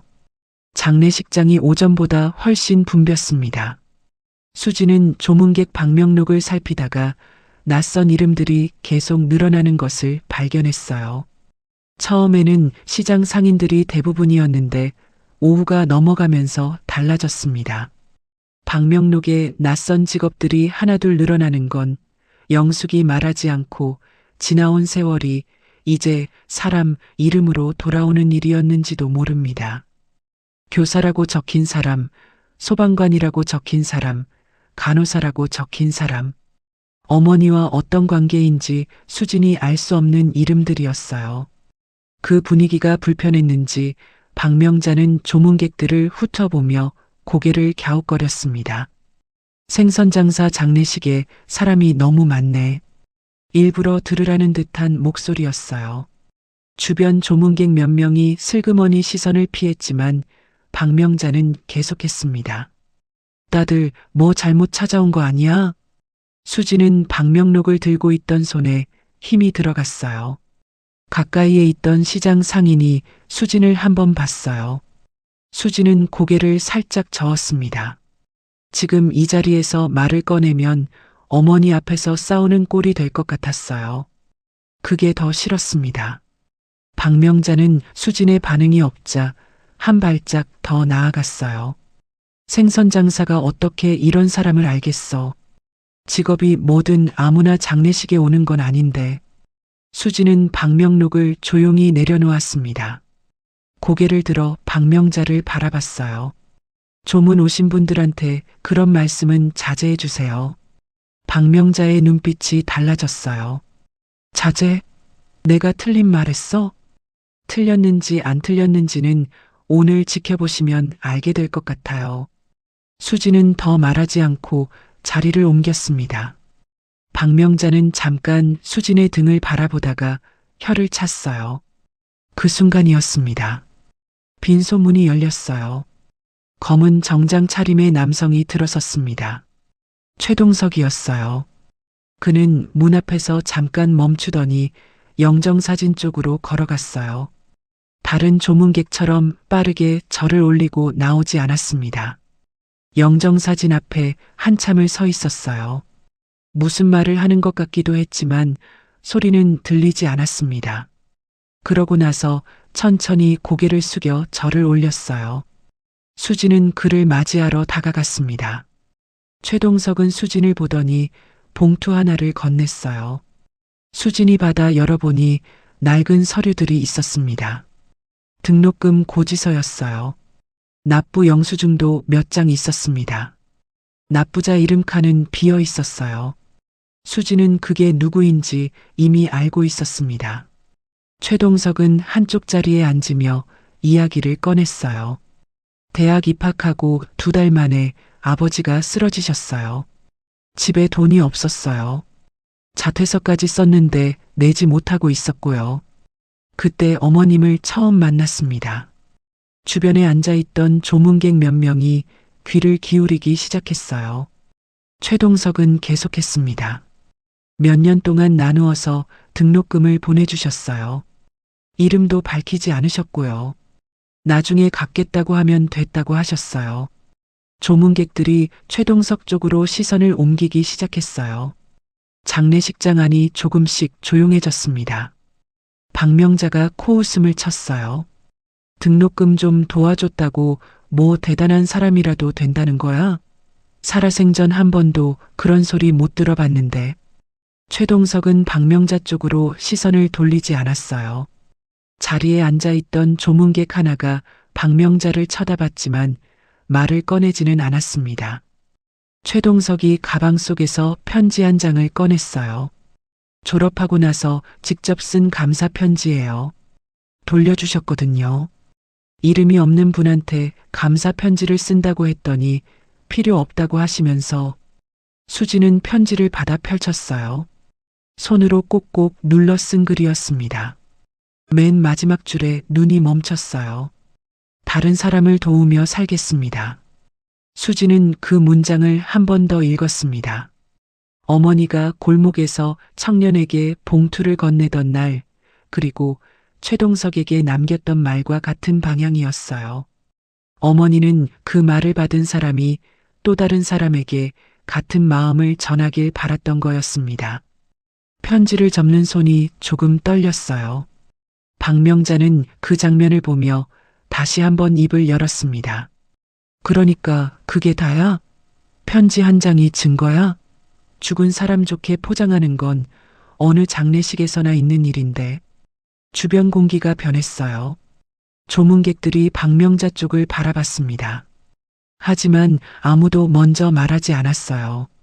수지는 편지를 들고 박명자를 바라봤습니다. 이건 어머니가 살아계실 때 돌려보내신 편지예요. 본인이 한 일을 알리고 싶지 않아서요. 그게 그거잖아. 어머니가 이름을 남기지 않으셨다는 게 증거예요. 생색내려고 한 일이었으면 이름을 남기셨겠죠. 남기지 않은 이름 하나가 그날은 오히려 영숙이 어떤 사람이었는지를 더 분명히 말해주고 있었습니다. 박명자는 입을 다물었습니다. 반박하려다가 말문이 막힌 것 같았어요. 잠시 후 최동석이 자리에서 일어나 복도 쪽으로 걸어갔습니다. 수진이 뒤따라 나갔어요. 복도는 빈소보다 조용했습니다. 최동석은 창문 쪽에 서서 잠깐 바깥을 바라봤어요. 사실 저 말고도 많아요. 어머님 도움받은 사람들. 수지는 그 말을 듣고 가만히 있었어요. 강민호 씨도 오고 있고요. 오세영 씨도 온다고 했어요. 박준혁 씨는 해외에서 귀국 중이라고 연락이 왔고요. 그분들한테 연락을 하신 거예요? 제가 먼저 하진 않았어요. 소식을 듣고 각자 연락이 왔어요. 수지는 창밖을 바라봤습니다. 어머니가 그분들한테도 같은 방식으로 하셨나요? 최동석은 잠깐 생각했어요. 제가 직접 다 알진 못하는데 각자 사연이 달라도 한 가지는 같았을 것 같아요. 이름을 남기지 않으셨다는 것. 수지는 아무 말도 하지 못했습니다. 어머니가 남긴 삶의 크기가 자신이 짐작했던 것보다 훨씬 넓었다는 사실이 실감으로 들어오기 시작했어요. 자신이 몰랐던 건 어머니가 숨긴 것이 아니라 드러내려 하지 않았던 것이었습니다. 최동석은 수진에게 고개를 숙이더니 빈소 안으로 돌아갔어요. 수진은 복도에 잠깐 서 있었습니다. 그 무렵 접객실에서였습니다. 박명자는 가까운 사람들 사이에서 목소리를 낮추지 않고 있었어요. 사람들이 괜히 과장하는 거야. 죽은 사람 좋게 말하는 거 한두 번 보나. 몇몇 사람들이 고개를 끄덕였습니다. 분위기를 거스르기 어려웠던 것 같았어요. 하지만 전부 동의하는 표정은 아니었습니다. 시장 상인회장이 접객실 한쪽에서 그 모습을 바라보고 있었어요. 한동안 아무 말도 하지 않다가 자리에서 천천히 일어났습니다. 박명자 옆에 서더니 낮게 말했어요. 박 사모님. 박명자가 고개를 들었어요. 영숙 씨 이야기 아직 시작도 안 했습니다. 무슨 소리예요? 다 들었는데. 지금 들으신 건 시작도 아니에요. 박명자는 상인회장을 봤습니다. 무슨 뜻인지 모르겠다는 얼굴이었어요. 사모님이 영숙 씨 이야기를 오래전부터 과소평가해 오신 건 알아요. 근데 오늘 밤은 조용히 보고 계세요. 보시다 보면 알게 되실 테니까. 상인회장은 그 말만 남기고 접객실을 나갔습니다. 박명자는 자리에서 일어나 뭔가 말하려 했는데 상인회장은 이미 복도로 사라지고 없었어요. 친척 중 한 명이 조심스럽게 박명자를 봤지만 아무 말도 하지 않았습니다. 밤이 깊어질 무렵이었습니다. 조문객이 뜸해지면서 빈소안이 다시 조용해졌어요. 수지는 영정사진 앞자리에 앉았습니다. 어머니 얼굴이 사진 속에서 웃고 있었어요. 수지는 그 미소를 오래 바라봤습니다. 어머니가 평생 어떤 마음을 품고 살았는지 수지는 가장 가까이에 있으면서도 몰랐어요. 새벽마다 일어나서 생선을 손질하고 아프다는 말 한마디 않고 자기 옷 한 벌도 아꼈던 이유가 이것이었는지를요. 알아야 할 이유가 없었던 게 아니라 어머니가 알리지 않았던 거였습니다. 수지는 영정사진 앞에 두 손을 모았어요. 왜 말하지 않았냐고 물어보고 싶었습니다. 이야기해줬으면 같이 알았을 텐데 하는 생각도 들었어요. 그러면서도 어머니가 말했을 리 없다는 것도 알았습니다. 그게 어머니라는 걸 이제는 알 것 같았어요. 수지는 고개를 숙였습니다. 눈물이 나올 것 같았어요. 참지 않아도 될 것 같았는데 눈물은 나오지 않았습니다. 대신 가슴 어딘가가 무겁게 눌리는 것 같았어요. 핸드폰이 울렸습니다. 강민호였습니다. 도착했습니다. 수지는 자리에서 일어서려다가 또 진동이 왔어요. 오세영이었습니다. 장례식장에 도착했다는 짧은 메시지였어요. 수진이 빈소 입구 쪽으로 걸어가려는 순간이었습니다. 장례식장 입구 쪽이 술렁였어요. 사람들이 시선을 돌렸습니다. 누군가 들어오고 있었어요. 검은 여행 가방을 끌고 있었습니다. 오랜 비행을 마친 사람 특유의 표정이었어요. 눈 아래가 조금 부어 있었고 넥타이가 약간 비뚤었습니다. 하지만 발걸음은 빠르고 곧았어요. 박준혁이었습니다. 그는 주변 시선을 의식하지 않고 곧장 영정사진 앞으로 걸어갔어요. 수지는 자신도 모르게 숨을 참았습니다. 비행기에서 내리자마자 이 자리에 온 사람이었어요. 가방도 내려놓지 않은 채였습니다. 이제 정말 어머니가 숨겨온 삶이 사람들 앞에 하나씩 놓이기 시작하고 있었어요. 끌고 들어온 여행 가방 하나에도 먼 길을 건너온 마음이 담겨 있었을 겁니다. 박준혁이 빈소 안으로 들어서는 순간 장례식장 안 분위기가 조용해졌어요. 긴 비행을 마친 흔적이 역력했습니다. 눈 아래가 부어 있었고 양복깃이 구겨져 있었어요. 하지만 그는 들어오자마자 걸음을 멈추지 않았습니다. 여행 가방을 옆에 세워두고 영정사진 앞으로 곧장 걸어갔어요. 그리고 누구보다 오래 고개를 숙였습니다.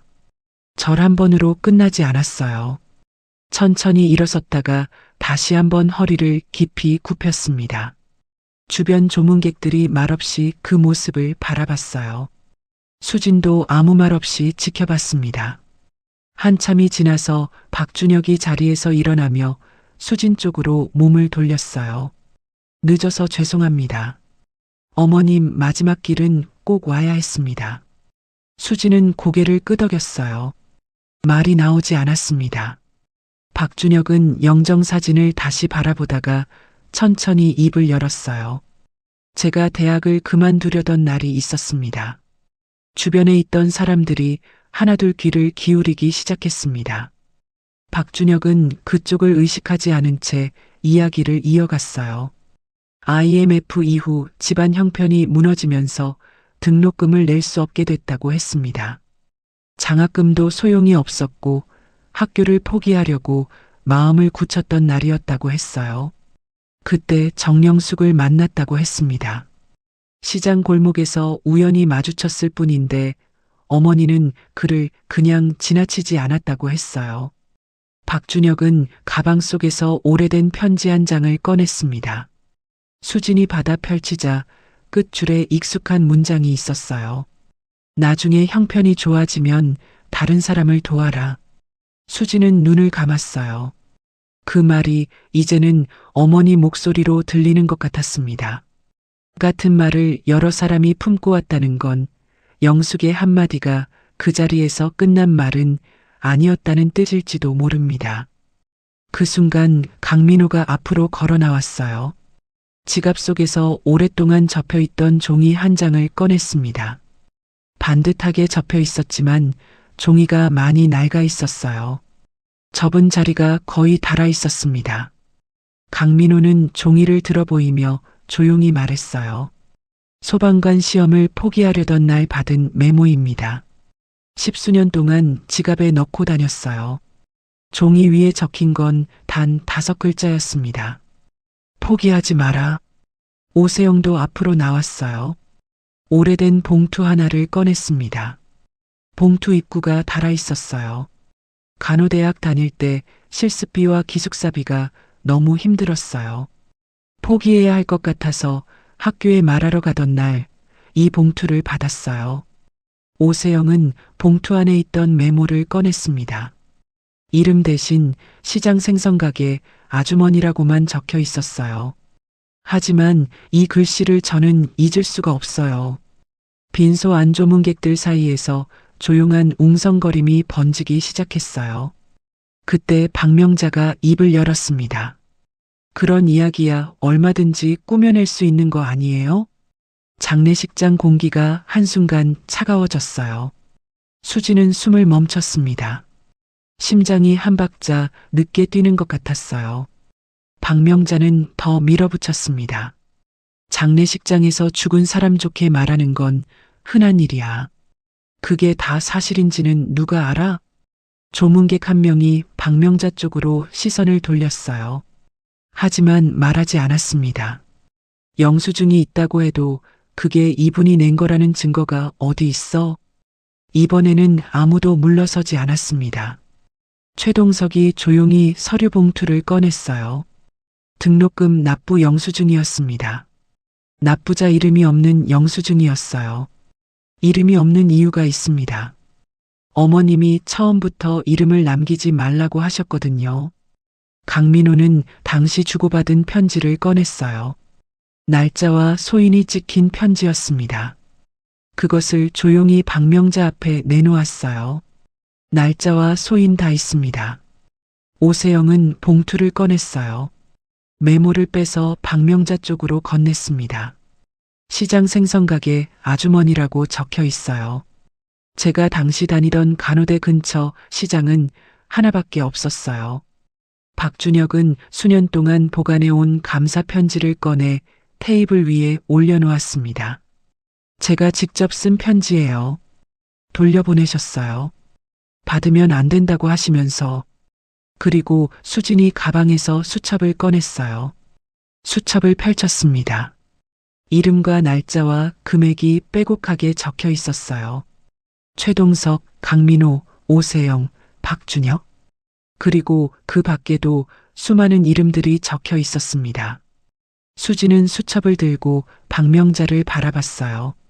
목소리가 나오지 않았습니다. 대신 수첩을 그쪽으로 내밀었어요. 박명자는 수첩을 받아들었습니다. 한 줄 한 줄 읽어 내려가다가 손이 멈췄어요. 박명자는 입을 열지 못했습니다. 말로 깎아내리던 사람 앞에 날짜와 이름과 낡은 종이들이 놓이자 빈손은 더 이상 변명이 설 자리를 내주지 않았습니다. 빈소 안이 조용해졌어요. 이번에는 누구도 쉽게 말을 꺼내지 못했습니다. 시장 상인회장이 앞으로 걸어 나왔어요. 천천히 자리를 잡고 서서 주변을 한번 둘러봤습니다. 우리는 오래전부터 알고 있었소. 목소리가 낮고 차분했어요. 하지만 영숙 씨가 절대 말하지 말라고 했지. 도와준 사람도 받은 사람도 편하게 살았으면 좋겠다고 했소. 상인회장은 잠깐 멈췄다가 박명자를 향해 시선을 두었어요. 사모님이 생선 장사라고 했지. 그 생선 장사가 한 일입니다. 박명자는 더 이상 반박하지 못했습니다. 사람들 중 처음에 고개를 끄덕이던 이들이 이번에는 수첩 쪽을 들여다보기 시작했어요. 빈소안 분위기가 조금씩 달라졌습니다. 누군가 고개를 숙였어요. 또 누군가는 손으로 눈가를 닦았습니다. 박준혁이 영정사진 쪽을 바라보며 입을 열었어요. 어머님은 평생 이름도 남기지 않으셨습니다. 도움을 주고도 생색내지 않으셨어요. 최동석이 고개를 숙인 채 말했습니다. 하지만 저희는 어머님을 잊고 살 수 없어요. 강민호가 이어 말했어요. 받은 은혜를 마음속에만 묻고 살 수도 없습니다. 오세영은 눈물을 훔치며 고개를 끄덕였습니다. 잠시 침묵이 흘렀어요.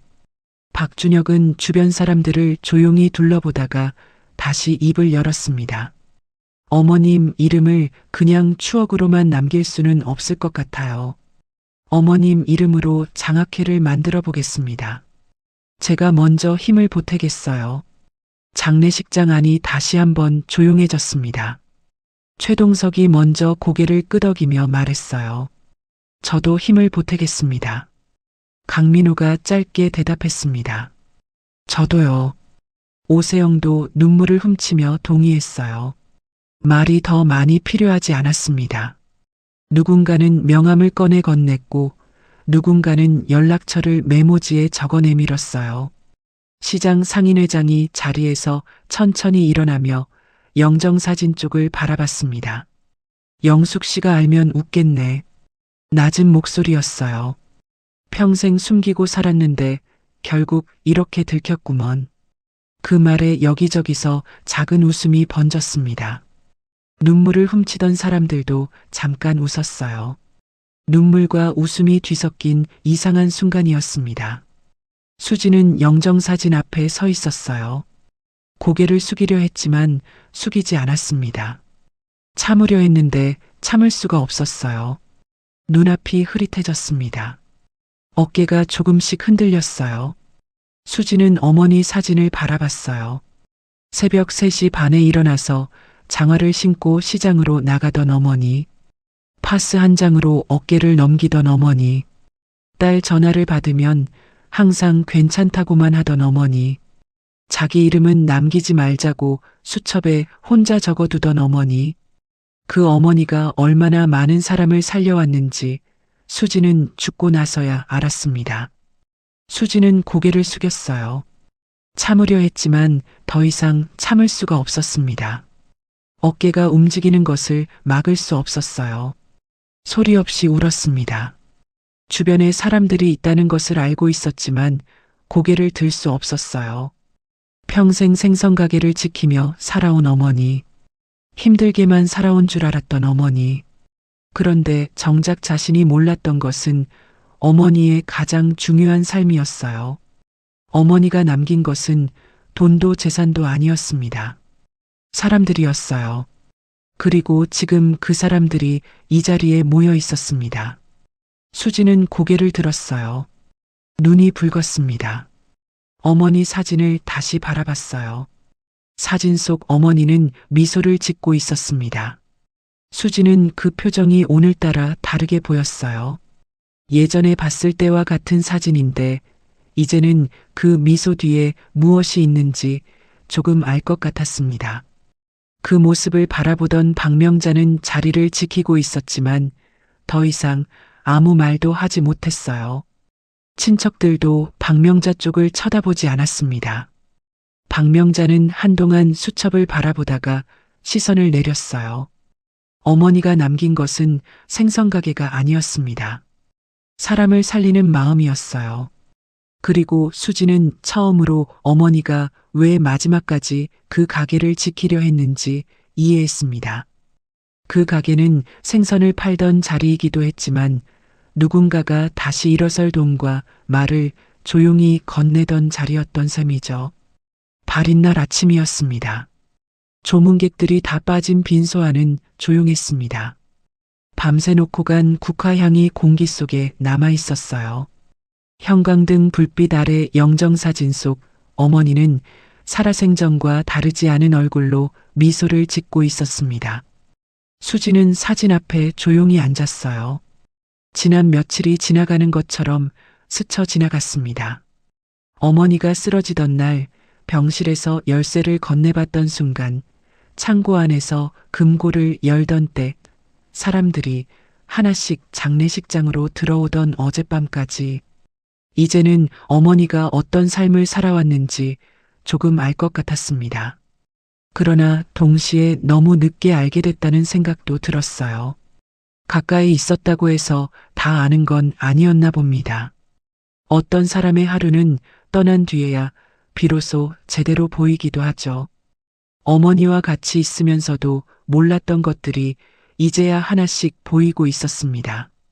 수지는 사진 앞에 한동안 앉아 있다가 자리에서 일어났어요. 잠시 후 발인이 시작됐습니다.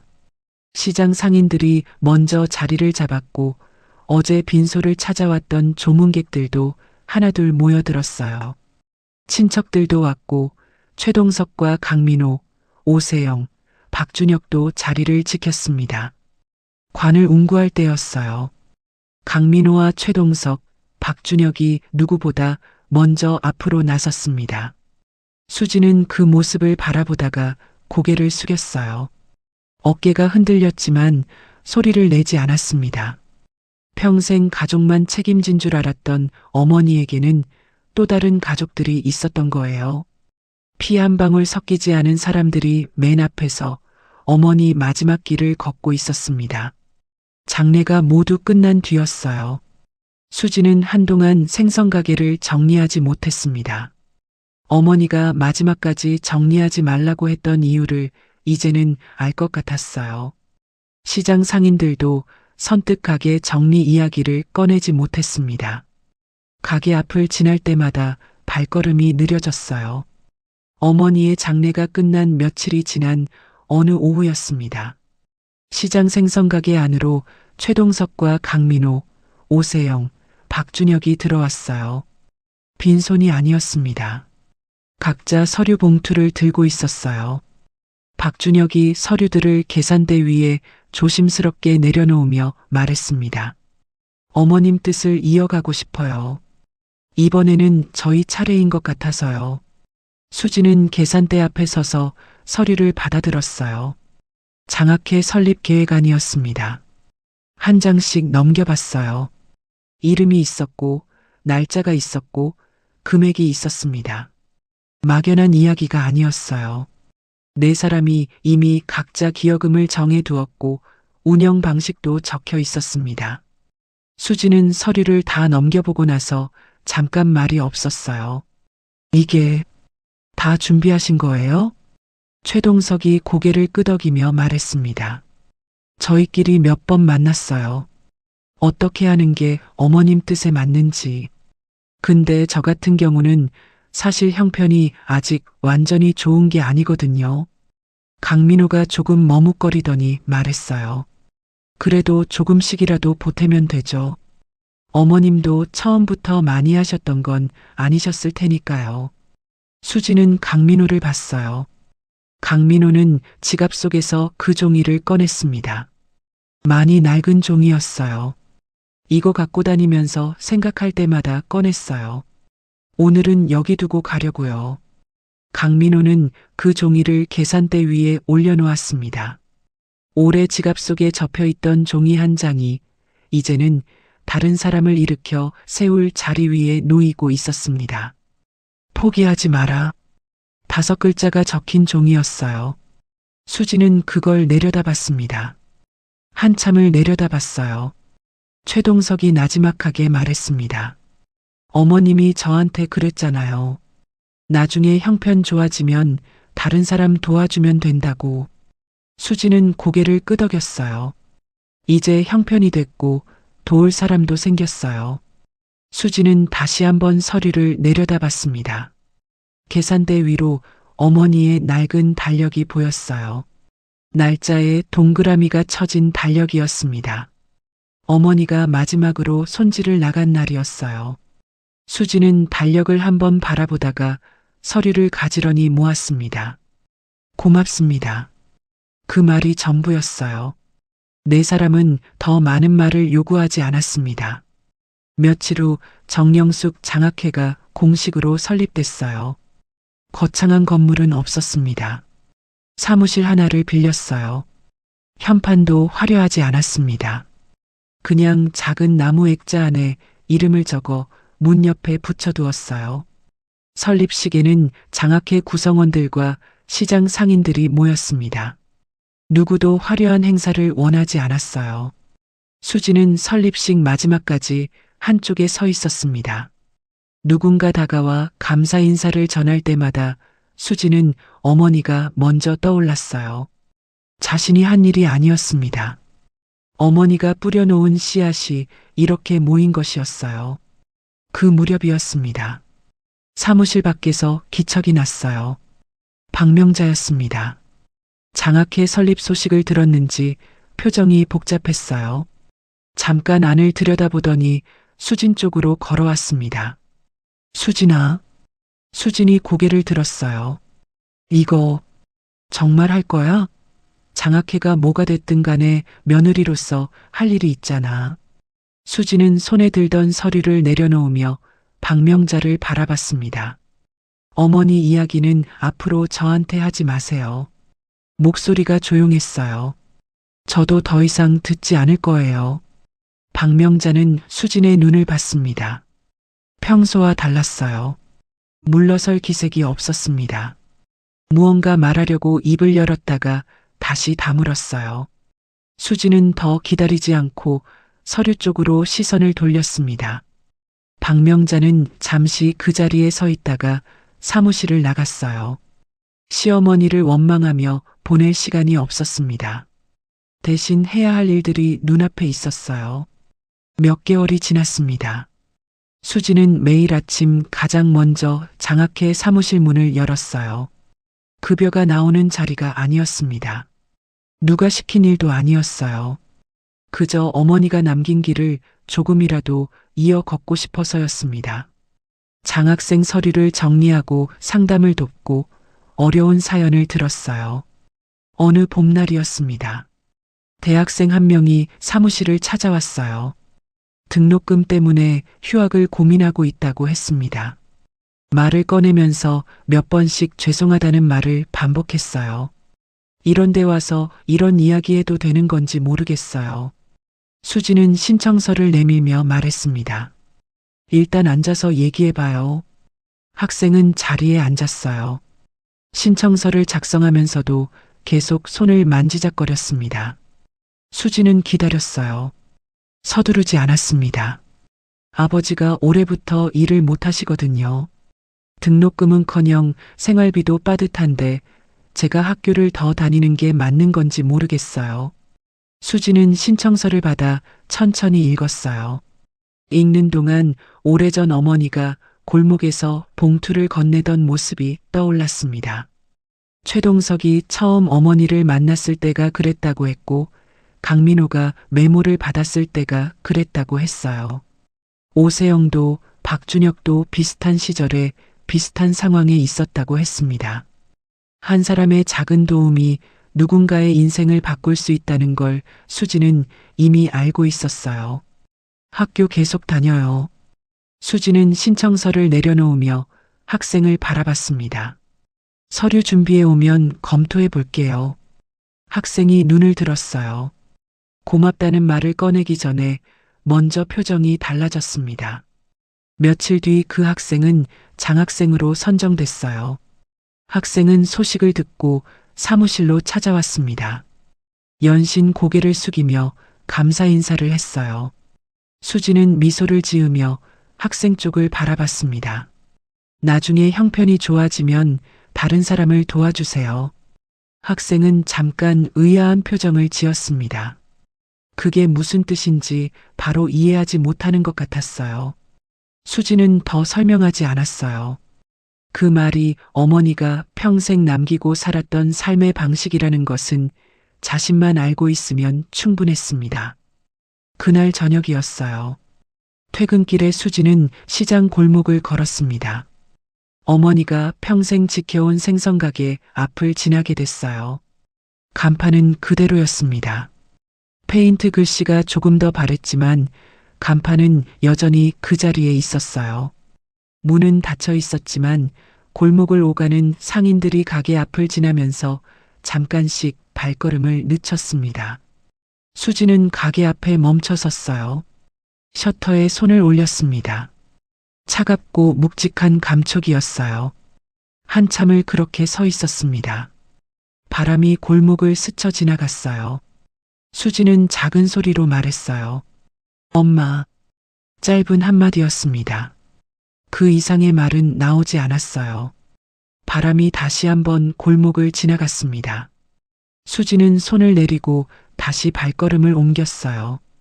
이제는 어머니를 그리워하는 것만이 아니라 어머니가 남긴 마음을 이어가야 할 사람이 됐다는 걸 알고 있었습니다. 그 길이 쉽지 않을 거라는 것도 알았어요. 하지만 혼자가 아니었습니다. 장학회 사무실 벽에는 지금도 정영숙의 사진이 걸려 있었어요. 그 아래에는 작은 액자 하나가 놓여 있었습니다.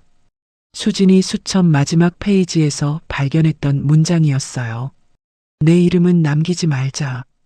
그리고 그 문장 아래에는 수진이 새로 적어 넣은 한 줄이 있었습니다. 사람은 가진 돈보다 누구를 일으켜 세웠는지가 더 중요하다. 정영숙은 세상을 떠났지만 그가 살려낸 사람들은 여전히 살아가고 있었어요. 그리고 그 마음은 이제 딸 이수진에게 이어지고 있었습니다. 사람이 남기고 가는 건 결국 큰 말이 아니라 누군가가 다시 따라하게 되는 작은 행동일지도 모릅니다. 제가 준비한 오늘의 이야기는 여기까지였습니다. 오늘의 이야기는 어떠셨나요? 오늘 이야기는 평생 시장 생선가게를 지키며 살아온 정영숙이 자신의 이름을 남기지 않은 채 여러 사람의 삶을 조용히 일으켜 세운 이야기였습니다. 딸 수지는 어머니가 떠난 뒤에야 금고와 수첩, 그리고 장례식장에 찾아온 사람들을 통해 어머니의 진짜 시간을 마주하게 됐습니다. 가까운 가족이라고 해서 한 사람의 삶을 전부 아는 것은 아닌가 봅니다. 영숙이 새 옷 한 벌을 미루고 아픈 몸을 참으며 모아둔 돈은 누군가에게 학교를 계속 다닐 힘이 되었습니다. 헬렌 켈러는 혼자서는 아주 조금밖에 할 수 없지만 함께하면 많은 일을 할 수 있다고 말했습니다. 이 이야기에서 오래 남는 건 큰 재산이 아니라 조용히 건넨 봉투 하나가 사람을 거쳐 이어지는 모습입니다. 왜 영숙이 끝까지 자기 이름을 남기지 않으려 했는지 그 선택 앞에서 잠시 멈추게 됩니다. 수진이 생선가게 셔터에 손을 올리고 엄마라고 부르던 장면이 오래 남습니다. 짧은 한마디였지만 늦게 알게 된 마음이 그 안에 담겨 있었습니다. 여러분이라면 누군가에게 받은 마음을 어떤 방식으로 기억하고 계실까요? 그 마음이 꼭 크고 거창할 필요는 없을지도 모릅니다.